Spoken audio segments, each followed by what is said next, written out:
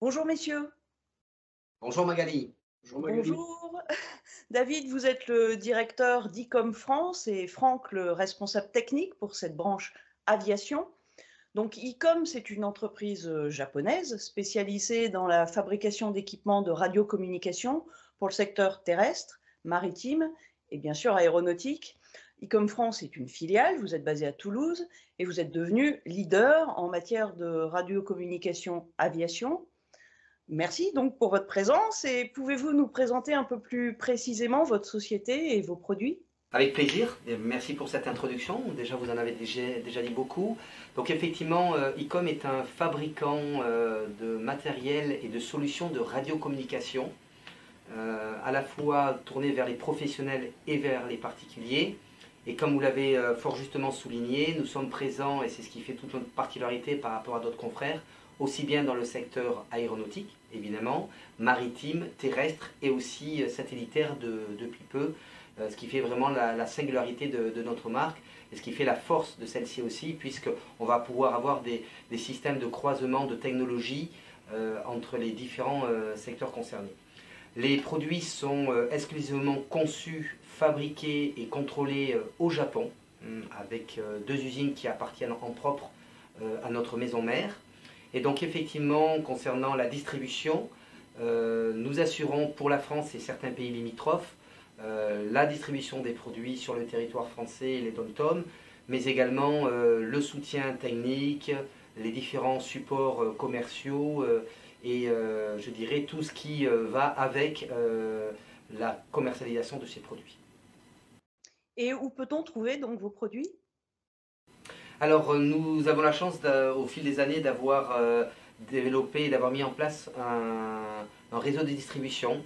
Donc on s'appuie sur des partenaires qui sont présents un peu partout en France, qui sont vraiment des distributeurs locaux qui vont pouvoir apporter un service de proximité. C'est très important pour nous.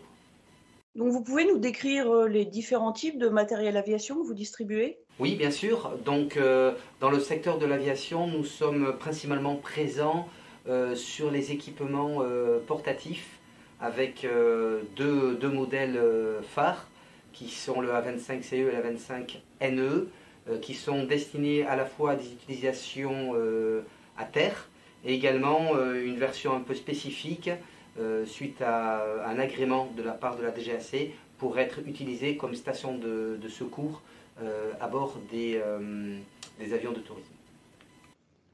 Donc vous évoquez les avions de tourisme, mais vos radios peuvent être utilisées à bord de tous les aéronefs, les avions, les ULM, les montgolfières? Exactement, ils peuvent être utilisés par la plupart des pilotes privés.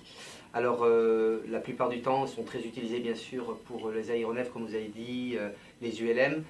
Concernant les montgolfières, la réglementation est plus stricte, donc à ce niveau-là, je vous renverrai vers la réglementation, puisqu'il y a à la fois une réglementation européenne et française sur ce point-là. Et une radio de sol peut-elle être ensuite homologuée? Alors oui, c'est une possibilité. Il faut bien sûr nous la renvoyer et qu'on fasse tout le processus de mise à jour et de mise à niveau euh, concernant l'agrément DGAC. Voilà. En sachant qu'on a bien sûr un laboratoire qui est agréé par la DGAC avec une procédure bien spécifique. Et donc on est audité chaque année par l'OSAC notamment pour vérifier que nous respectons bien les process. Et oui, vous êtes également donc un centre agréé, comme vous le disiez, et pour la réparation. Tout à fait, nous sommes un centre agréé pour la réparation à la fois donc, du matériel embarqué, mais du matériel aussi qui est utilisé au sol. Et à ce niveau-là, donc, on s'appuie encore une fois sur notre réseau de partenaires, nos distributeurs, qui vont assurer un soutien technique de premier niveau. Et donc nous, ICOM France, à partir de notre siège toulousain, nous allons prendre en charge les réparations de deuxième niveau.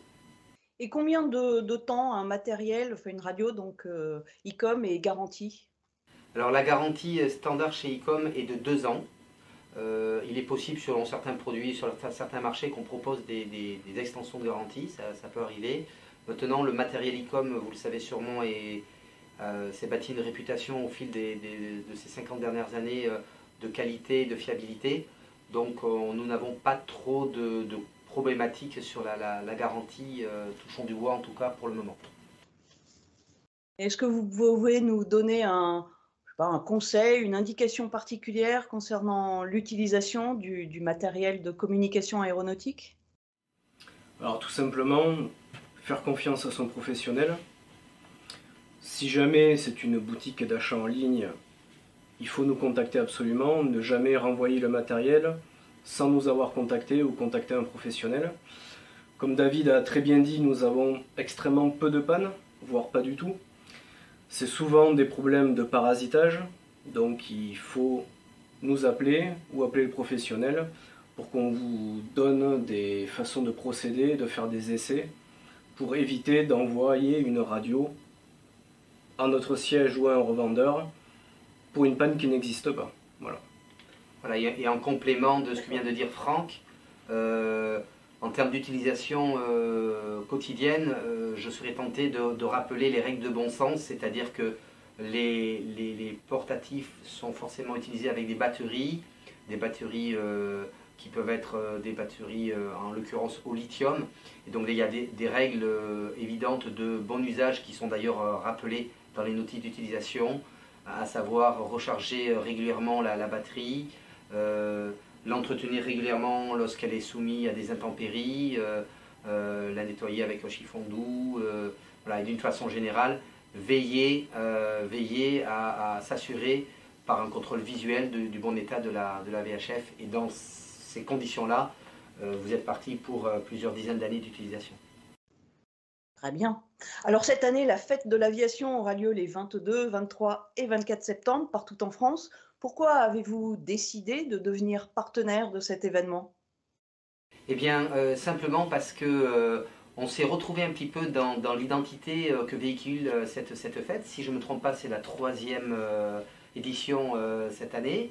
On avait un petit peu regardé de loin les 2 premières éditions, simplement parce qu'on était fort occupés. Et c'est vrai qu'on a constaté qu'il y avait un engouement pour cette fête en discutant avec les différents acteurs sur le marché.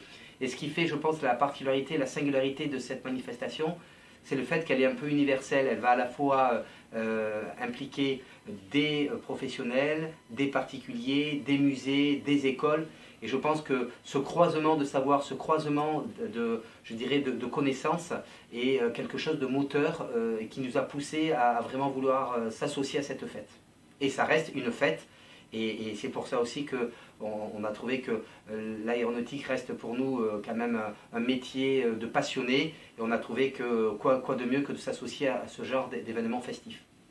Absolument. Je crois que vous avez dit l'essentiel à propos de cette fête de l'aviation qui est vraiment une fête de passionnés. Bah, écoutez, merci beaucoup, messieurs, et puis donc à très bientôt pour la fête de l'aviation. Merci beaucoup et longue vie à cette manifestation très intéressante.